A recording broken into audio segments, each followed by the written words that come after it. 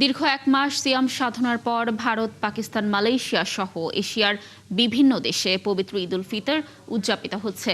আফগানিস্তানের সাথে পাকিস্তানের সংঘাতের ফলে ঈদের আমেজ কিছুটা ম্লান হলেও ভাবগাম্ভীর্যপূর্ণভাবে উদযাপিত হয়েছে ঈদ। নামাজ শেষে মুসল্লিরা একে অপরের সাথে ঈদের শুভেচ্ছা বিনিময় করেন, বিশ্ব শান্তি প্রতিষ্ঠার প্রত্যাশাও করেন। দর্শক, আরও জানাচ্ছেন চৈতি সরওয়ার। ভারত, পাকিস্তান, মালয়েশিয়া, ইন্দোনেশিয়া সহ এশিয়ার বিভিন্ন দেশে ধর্মীয় ভাবগাম্ভীর্যের মধ্যে উদযাপিত হচ্ছে ঈদ উল ফিতর। দীর্ঘ এক মাস রোজা রাখার পর দিনটি আসায় মুসলমানদের কাছে এই ঈদ একটু বেশি আনন্দের। ভারতের পশ্চিমবঙ্গে কলকাতার রেড রোডে অনুষ্ঠিত হয়েছে ঈদের প্রধান জামাত। নামাজ শেষে মুসল্লিরা একে অপরের সাথে শুভেচ্ছা বিনিময়ের মধ্য দিয়ে ঈদের আনন্দ ভাগাভাগি করেন। প্রতি বছরের মতো রেড রোডের ঈদের অনুষ্ঠানে উপস্থিত হয়ে ঈদের শুভেচ্ছা বিনিময় করেন পশ্চিমবঙ্গের মুখ্যমন্ত্রী মমতা বন্দ্যোপাধ্যায়। আফগানিস্তানের সাথে যুদ্ধের উত্তেজনার মধ্যেও ধর্মীয় আবহে ঈদ উদযাপন হয়েছে পাকিস্তানেও। নামাজ শেষে মোনাজাতে সবারই ছিল একই চাওয়া, বন্ধ হোক যুদ্ধ, বিশ্বজুড়ে বিরাজ করুক শান্তি।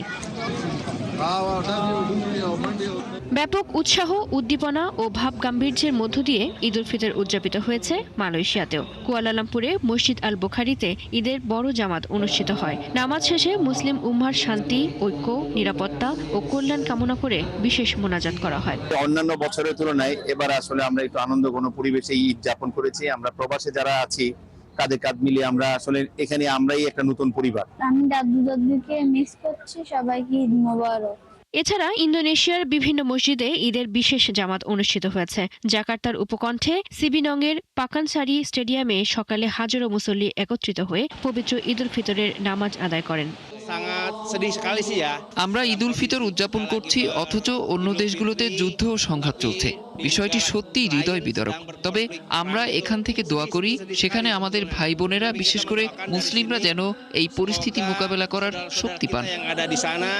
ঈদের এই আমেজের মাঝে সবার প্রত্যাশা একই, বিশ্বে শান্তি প্রতিষ্ঠা হোক, ঈদের পবিত্র আনন্দ বার্তা ছড়িয়ে পড়ুক সবার মাঝে। চৈতি সরওয়ার, ৭১। দর্শক, মালয়েশিয়ায় ভাবগাম্ভীর্যপূর্ণভাবে উদযাপিত হচ্ছে ঈদ উল ফিতর। সেখানকার ঈদের খবর জানাতে আমাদের সাথে যুক্ত হচ্ছেন সহকর্মী মুস্তফা ইমরান রাজু। রাজু, মালয়েশিয়া তো একটি মুসলিম প্রধান দেশ, নিশ্চয়ই ঈদ অনেক জাঁকজমকপূর্ণভাবে উদযাপিত হচ্ছে। ঈদের প্রধান জামাত কোথায় অনুষ্ঠিত হয়েছে জানাবেন, এবং প্রবাসীদের ঈদ আসলে কেমন কাটছে এ বিষয়ে একটু জানবো। মালয়েশিয়ায় কিন্তু প্রবাসীরা বেশ ধর্মীয় ভাব গাম্ভীর্যপূর্ণ পরিবেশে ঈদ উল ফিতরের নামাজ আদায় করেছে। স্থানীয় সময় সকাল 8:30টায় কিন্তু বেশিরভাগ মসজিদে জামাত অনুষ্ঠিত হয়েছে এবং বরাবরের মতো প্রবাসী বাংলাদেশিদের উপচে পড়া ভিড় লক্ষ্য করা গেছে হাংপোয়ার আল বুখারী মসজিদে। এছাড়া জাতীয় মসজিদ নিগারা এবং অন্যান্য মসজিদগুলো পাশাপাশি প্রবাসী বাংলাদেশিরা কিন্তু নামাজ আদায় করেছে। তো নামাজের পর আমরা দেখেছি প্রবাসীরা একে অন্যের সঙ্গে কুশল বিনিময় করছে, তারা কোলাকুলি করছে এবং এরপরে আমরা তাদের মন্তব্য জানতে চেয়েছিলাম। তাদের বেশিরভাগ প্রবাসী কিন্তু পরিবারকে অত্যন্ত মিস করছেন। তারা বলছিলেন যেমনটি যে মায়ের হাতের সেই রান্না তারা খুব মিস করছেন। তবে পরিবার পরিজনকে যে তারা খরচ পাঠাতে পেরেছে এবং পরিবার ভালো আছে, এটা জেনেই কিন্তু বেশিরভাগ প্রবাসী খুশি থাকে, আত্মতৃপ্ত থাকে। তো এখানে যারা প্রবাসী রয়েছেন তারা কিন্তু বিভিন্ন পর্যটক যে স্থানগুলোতে রয়েছে, এখন ছুটি চলছে মালয়েশিয়ায়, সেই ছুটিতে তারা নামাজের পর বিভিন্ন জায়গায় কিন্তু ঘোরাফেরা করে সময় কাটাচ্ছেন এবং কুয়ালালামপুর কিন্তু একরকম ফাঁকা রয়েছে, এখন লম্বা ছুটিতে গেছে মালয়েশিয়া এবং সেই ছুটিতে কিন্তু স্থানীয় মালয়েশিয়ানরা তারা কিন্তু গ্রামে ফিরে গিয়েছেন এবং গ্রামে ফিরে গিয়ে একটা উৎসব মুখর পরিবেশে তারাও নামাজ আদায় করছেন। সব মিলিয়ে এখানকার মালয়েশিয়া প্রবাসী বাংলাদেশিরা এবার কিন্তু অনেকটা দেশের যে আমেজ, আমরা বলবো যে দেশে যেমন ভাবে ধর্মীয় ভাব গাম্ভীর্যপূর্ণ পরিবেশে নামাজ আদায় করে। এখানেও কিন্তু তারা ধর্মীয় একটা ভাব গাম্ভীর্যপূর্ণ পরিবেশে নামাজ আদায় করেছেন। এবং আমাদের যে কুয়ালালামপুরের বাংলাদেশ হাই কমিশনার রয়েছেন, তিনিও কিন্তু নামাজের পরে এখানকার যে রাজা আছেন সেই রাজার সঙ্গে মিট করেছেন এবং বাংলাদেশিদের রাজু, ধন্যবাদ আমাদের সাথে যুক্ত হওয়ার জন্য। আপনি থাকুন, নিশ্চয়ই আমরা আবারও মালয়েশিয়ার ঈদের আরো তথ্য আপনার মাধ্যমে পরবর্তীতে দর্শকদেরকে জানাতে পারবো। সাউথ আমেরিকার আকাশে উৎসবের রং। ব্রাজিল, আর্জেন্টিনা কিংবা প্যারাগুয়ে সবখানেই একসাথে ধ্বনিত হয়েছে ঈদের তাকবীর। হাজার মাইল দূরে ভিন্ন ভাষা আর সংস্কৃতির মাঝে থেকেও মুসলিম হৃদয়ে জেগে উঠেছে একই অনুভূতি, ঈমান, ভালোবাসা আর শিকড়ের টান। এই ঈদ শুধু একটি উৎসব নয়, এটি প্রবাসের বুকে ঐক্যের প্রতিচ্ছবি, যেখানে ভিন্নতা পেরিয়ে সবাই এক হয়ে যায় একটাই পরিচয়, মুসলিম উম্মা। অর্ণব বাপির রিপোর্টে বিস্তারিত।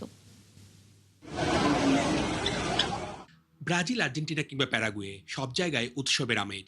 সাউথ আমেরিকার দেশগুলোতে শুক্রবার পালিত হয়েছে ঈদ উল ফিতর।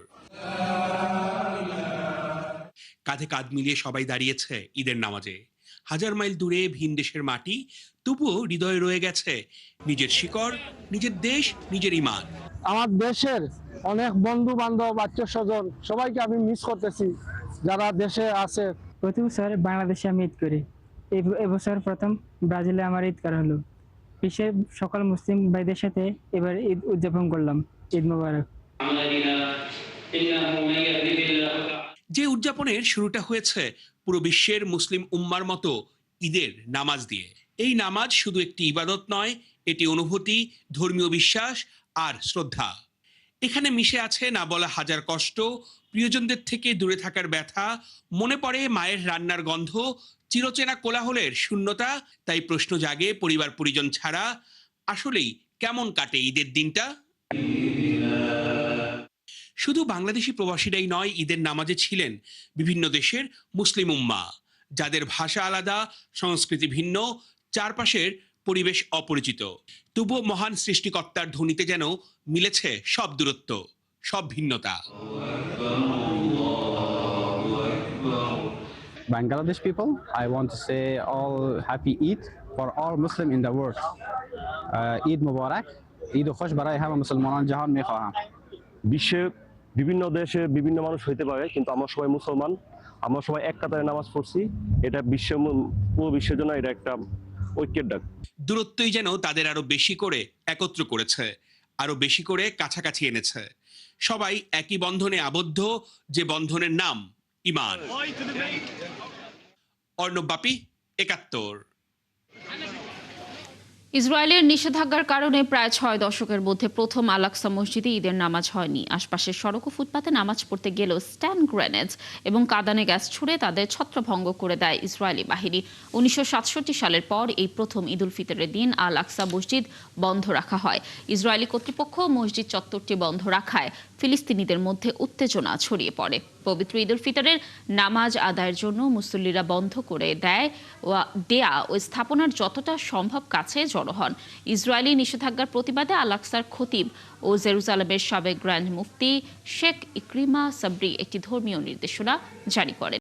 তিনি মুসলিমদের মসজিদের নিকটতম স্থানে ঈদের নামাজ আদায়ের আহ্বান জানান। মুসল্লিদের একটি অংশ আল আকসা মসজিদের দিকে যেতে চাইলে স্টান গ্রেনেড এবং কাঁদানে গ্যাস ছুড়ে তাদের ছত্রভঙ্গ করে দেওয়া হয়। ইরানের ও লেবাননের ওপর অব্যাহত হামলা চালিয়ে যাচ্ছে মার্কিন ও ইসরায়েলি বাহিনী। ইরানের মানবাধিকার গোষ্ঠীগুলো দাবি করেছে মার্কিন ইসরায়েলি হামলায় ইরানের ৩,০০০-এর বেশি মানুষ নিহত হয়েছেন। অন্যদিকে দিয়াগো গার্সিয়ায় অবস্থিত যুক্তরাষ্ট্র ও যুক্তরাজ্যের যৌথ সামরিক ঘাঁটিতে ইরান অন্তত ২টি মধ্যম পাল্লার ব্যালিস্টিক ক্ষেপণাস্ত্র ছুড়েছে। এদিকে ইরানের বিরুদ্ধে চলমান সামরিক অভিযান গুটিয়ে আনার ইঙ্গিত দিয়েছেন মার্কিন প্রেসিডেন্ট ডোনাল্ড ট্রাম্প। দর্শক, বিস্তারিত মনিরুজ্জামান বাবুর প্রতিবেদনে। মধ্যপ্রাচ্য জুড়ে লাখ লাখ মুসলমান যখন ঈদ উল ফিতর উদযাপন করছিল, তখনও থেমেছিল না ইরান ও লেবাননের উপর মার্কিন ও ইসরায়েলি হামলা। তেহরানের শাহরাকি মাহাল্লাতি, শাহরাকি পারদিস এবং কারাজ এলাকাগুলোতে ইসরায়েলি মার্কিন যুদ্ধবিমান হামলা চালায়। অন্যদিকে দিয়াগো গার্সিয়া অবস্থিত যুক্তরাষ্ট্র ও যুক্তরাজ্যের যৌথ সামরিক ঘাঁটিতে ইরান অন্তত 2টি মধ্যম পাল্লার ব্যালিস্টিক ক্ষেপণাস্ত্র ছুঁড়েছে। দ্য ওয়াল স্ট্রিট জার্নালের প্রতিবেদনে বলা হয়েছে, একটি ক্ষেপণাস্ত্র মাঝ আকাশে যান্ত্রিক ত্রুটির কারণে লক্ষ্যভ্রষ্ট হয়, অন্যটি ধ্বংস করে দেয় মার্কিন যুদ্ধজাহাজ থেকে ছোড়া ক্ষেপণাস্ত্র প্রতিরোধ ব্যবস্থা। এছাড়া ইসরায়েলি সামরিক বাহিনী জানিয়েছে তারা আরও এক দফা ইরানি ক্ষেপণাস্ত্র শনাক্ত করেছে। তাদের আকাশ প্রতিরক্ষা ব্যবস্থা এসব ক্ষেপণাস্ত্র প্রতিহত করতে কাজ করছে বলে জানিয়েছে তারা। এদিকে যুক্তরাষ্ট্রের প্রেসিডেন্ট ডোনাল্ড ট্রাম্প ইরানের চলমান সামরিক অভিযান গুটিয়ে আনার ইঙ্গিত দিয়েছেন। একই সঙ্গে বিশ্ববাজারে জ্বালানি তেলের সংকট মোকাবিলায় ইরানি তেল পরিবহনের উপর থেকে সাময়িকভাবে নিষেধাজ্ঞা শিথিল করেছে ওয়াশিংটন। ট্রুথ সোশ্যালে এক পোস্টে ট্রাম্প বলেন, মধ্যপ্রাচ্যে তাদের বিশাল সামরিক প্রচেষ্টাকে গুটিয়ে আনার কথা ভাবা হচ্ছে। লক্ষ্য অর্জনের খুব কাছাকাছি তারা পৌঁছে গেছেন বলেও জানান ট্রাম্প। অন্যদিকে জাপানের জাহাজগুলোকে পারস্য উপসাগরে হরমুজ প্রণালী দিয়ে চলাচলের সুযোগ দিতে ইরান প্রস্তুত বলে জাপানি সংবাদ মাধ্যম কিয়াদো নিউজকে জানিয়েছেন ইরানের পররাষ্ট্রমন্ত্রী আব্বাস আরাকচি।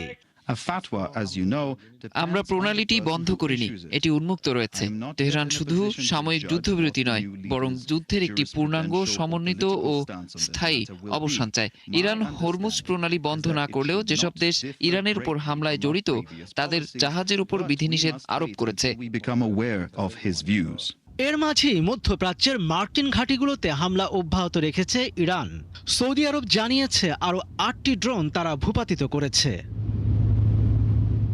অন্যদিকে লেবাননের ন্যাশনাল নিউজ এজেন্সি জানিয়েছে, দক্ষিণ লেবাননে একটি বাড়িতে ইসরায়েলি হামলায় বেশ কয়েকজন হতাহত হয়েছেন।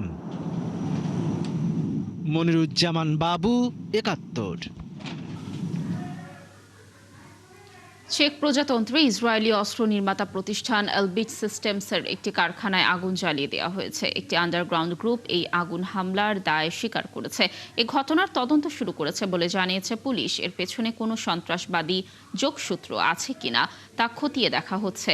আল জাজিরা জানিয়েছে, একটি চেক কোম্পানি ও এলবিট সিস্টেমসের যৌথ পরিচালনায় থাকা ওই স্থাপনার বেশ কয়েকটি ভবন এই হামলায় ক্ষতিগ্রস্ত হয়েছে। এলবিট সিস্টেমস নিজেদের ইসরায়েলি সামরিক বাহিনীর স্থল ও আকাশপথের অস্ত্রের অন্যতম প্রধান সরবরাহকারী হিসেবে পরিচয় দিয়ে থাকে। গাজা ও ইরানে চলমান যুদ্ধে তাদের তৈরি অস্ত্র ব্যবহার করা হচ্ছে। হামলার দায় স্বীকার করে দ্য আর্থকোয়েক ফ্যাকশন নামে একটি গোষ্ঠী টেলিগ্রামে জানিয়েছে, ইসরায়েলের সবচেয়ে বড় অস্ত্র উৎপাদনকারী প্রতিষ্ঠানের ইউরোপীয় কার্যক্রমের জন্য এই স্থাপনাটি অত্যন্ত গুরুত্বপূর্ণ ছিল। এখন এটি জ্বলছে। এই ঘটনার পেছনে থাকা ব্যক্তিদের শনাক্ত করার চেষ্টা করছে চেক পুলিশ ও গোয়েন্দা সংস্থাগুলো। বসন্তের আগমনে রঙে রঙে সেজে উঠেছে ভারতের শ্রীনগর। বরফে ঢাকা পাহাড়ের পাদদেশে ডাল লেকের মনোরম দৃশ্যপট ঘিরে খুলে দেওয়া হয়েছে এশিয়ার বৃহত্তম টিউলিপ বাগান, Indira Gandhi Memorial tulip garden. প্রায় 20 লাখ টিউলিপ ফুলের সমারোহে এই বাগান এখন পর্যটকদের জন্য একটি অনন্য আকর্ষণ। নানা রঙের ফুলে সজ্জিত বিস্তীর্ণ ঢালু ভূমি যেন প্রকৃতির নিজ হাতে আঁকা এক জীবন্ত ক্যানভাস। দর্শক আরো জানাচ্ছেন চৈতি সরওয়ার। জম্মু ও কাশ্মীরের জাবারওয়ান পর্বতমালার ঢাল জুড়ে ডাল লেকের তীরে বিস্তৃত এই বাগান জুড়ে দেখা মিলছে 70টিরও বেশি প্রজাতির টিউলিপ। 30 হেক্টর জুড়ে সাজানো লাল, হলুদ, বেগুনি, কমলা ও সাদা ফুলের সারি যেন এক জীবন্ত রঙিন কার্পেট। শুধু ফুলই নয়, পুরো পরিবেশই পর্যটকদের জন্য এক অনন্য অভিজ্ঞতা তৈরি করে। পরিচ্ছন্ন হাঁটার পথ, বসার জন্য খোলা লন আর চারপাশে পাহাড় ও হ্রদের দৃশ্য, সব মিলিয়ে এখানে সময় কাটানো যেন এক স্বপ্নের মতো। অনেকেই পরিবার নিয়ে পিকনিক করছেন, কেউ ছবি তুলছেন, আবার কেউ নিঃশব্দে উপভোগ করছেন প্রকৃতির এই অপার সৌন্দর্য। আমরা গত 5 দিন ধরে কাশ্মীরে আছি। টিউলিপ গার্ডেনে এসে দারুণ লাগছে। ফুলগুলো খুব সুন্দরভাবে সংরক্ষিত, আবহাওয়া মনোরম, সব মিলিয়ে অসাধারণ অভিজ্ঞতা। এই টিউলিপ গার্ডেন কাশ্মীরের পর্যটন খাতকে নতুন করে প্রাণ দিচ্ছে। প্রতি বছর বসন্তে এই বাগান ঘিরে বাড়ে পর্যটকদের আগমন, যা স্থানীয় ব্যবসা বাণিজ্যেও ইতিবাচক প্রভাব ফেলে। নিরাপত্তা ব্যবস্থা জোরদার হওয়ায় পর্যটকদের আস্থাও বেড়েছে বলে জানিয়েছেন সংশ্লিষ্টরা। আবহাওয়ার ওপর নির্ভর করে টিউলিপের এই সৌন্দর্য স্থায়ী হয় মাত্র 3 থেকে 4 সপ্তাহ। তাই এই সময়টুকুই কাশ্মীর ভ্রমণের জন্য সবচেয়ে উপযুক্ত বলে মনে করছেন অনেকে। বাগানটি শুধু দর্শনীয় স্থান নয়, গবেষণা ও উদ্যানবিদ্যার ক্ষেত্রেও গুরুত্বপূর্ণ ভূমিকা রাখছে। বিভিন্ন দেশ থেকে আনা টিউলিপের জাত এখানে পরীক্ষামূলকভাবে চাষ করা হয়, যা ভবিষ্যতে ফুল চাষ শিল্পের প্রসারে সহায়ক হতে পারে বলে মনে করছে স্থানীয় প্রশাসন। এছাড়া পর্যটকদের সুবিধার্থে বাগান এলাকায় নিরাপত্তা, পরিচ্ছন্নতা এবং গাইড সেবাও জোরদার করা হয়েছে। মৌসুম জুড়ে সাংস্কৃতিক অনুষ্ঠান ও স্থানীয় হস্তশিল্পের প্রদর্শনীর আয়োজনও করা হচ্ছে, যা ভ্রমণ অভিজ্ঞতাকে আরও সমৃদ্ধ করে তুলছে। চৈতি সরওয়ার, ৭১। দর্শক, এই ছিল আজকের আয়োজনে। বিশ্বের আরও নতুন কিছু খবর ও বিশ্লেষণ নিয়ে আগামীকাল সকাল 9:30টায় আবারও হাজির হবে বিশ্বযোগ। চোখ রাখুন ৭১-এর ফেসবুক পেজ এবং সাবস্ক্রাইব করুন ৭১-এর ইউটিউব চ্যানেল। ৭১-এর সাথেই থাকুন।